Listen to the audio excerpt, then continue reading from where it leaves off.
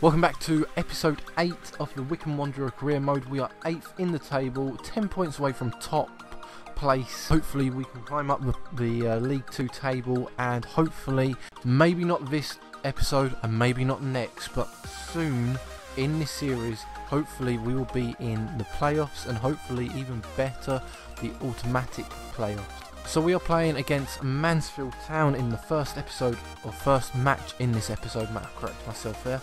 And we've been going pretty well, I think. We had a bit of a bad spell, episode 3 and 4. Some of these odd random 5-0 losses that I don't understand how I can get that bad. But moving on to episode 8 now, and we end off getting a penalty 57 minutes into the game. A yellow card, and I'm going to show you the replay here. He goes for the ball, completely misses it. Actually, there's two of the players going for the ball there. Nicky Powell with the penalty, misses it, goes wide.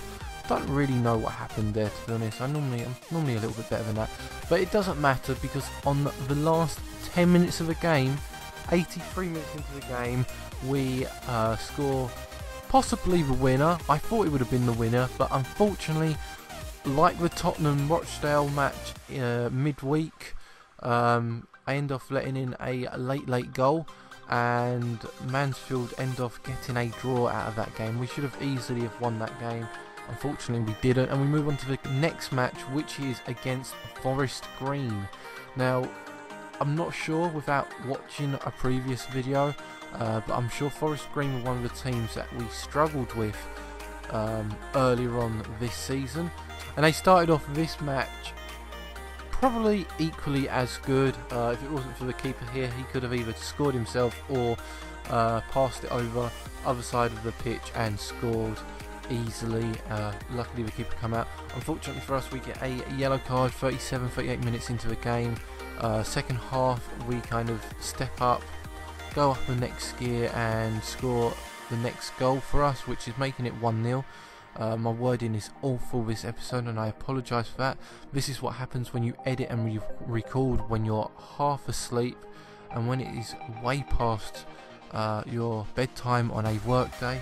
Looking at 2:30 now. Akinfenwa makes it 2-0, and we end up winning this game 2-0, which is a great result. 1 draw and 1 win isn't too sad, and we move on to the FA Cup third round, and we are playing a Premier League team, pretty solid Premier League team, Stoke City. And as much as I hope that we win this game, all I knew was I had to keep my defence solid in this match. Honestly, my idea in this game was just to park the bus, counter when I could, and score if I could. Didn't really seem like that was going to happen 5 minutes into the game, and they already had a shot on goal. 25 minutes into the game, again the keeper had to go there for a save, and that would have been a bottom corner goal if he didn't get his hands to it. And again, 26 minutes into the game, I thought I was going to be 1-0 down. Lovely passing around the box by Stoke. I think the youth was offside there, so yeah, 0-0. Again, keeper second half having to do what he did best in this match and keep us in the game. And Craig Macklesmith, the former Dagenham and Redbridge, Peterborough, I'm not sure where else he played for, apart from he did have a Scotland international. A big fan. I am seriously a big fan. I think I've got his autograph somewhere from when he used to play for Dagenham and Redbridge, and he scored the first goal in this Stoke game. And honestly, I thought we were going to make it 2-0 here with the 86th minute chance, but unfortunately the keeper got both his hands to it, and it wasn't a solid shot, honestly. And again, like the Tottenham game, my luck, my opportunities just didn't really work for me in this game, and Stoke score the equaliser in added time and prove why they are a Premier League team. Playing against a League 2 team, the stamina side of things, we just weren't strong enough in that game, and I will be looking at trying to sign some investments and trying to sign some free transfers. So I'm looking at Alito. He used to play for Dagenham and Redbridge again, a localish team to me, so it's going to be one of the players that I try to sign this season on a free transfer. £2,000 a week wages, £20,000 signing on fee.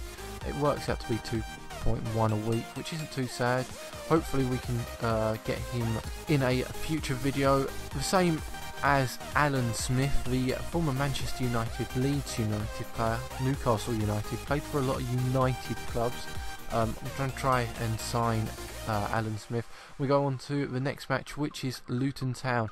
Now, with transfer window about to be opened, whatever.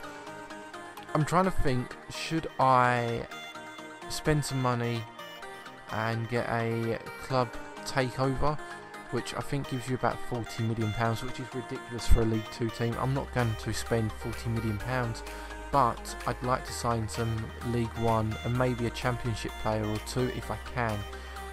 So I may do a club takeover just so I had some funds for the transfer window. I know it's kind of cheating, but I want this to be fun for me and for you guys, and I want this to be a series that I keep for a long time. We end off giving away a penalty, and I do pretty good at penalties, saving wise, not so much taking them. We save that penalty. We are 1-0 up against Luton Town, a game where both teams will be looking at trying to get promoted this season. We win the game 1-0. I don't think that's a bad result at all. We climb the table, we're 5th in the table, and we are now only 6 points off from Forest Green, who are 49 points out of 27 games.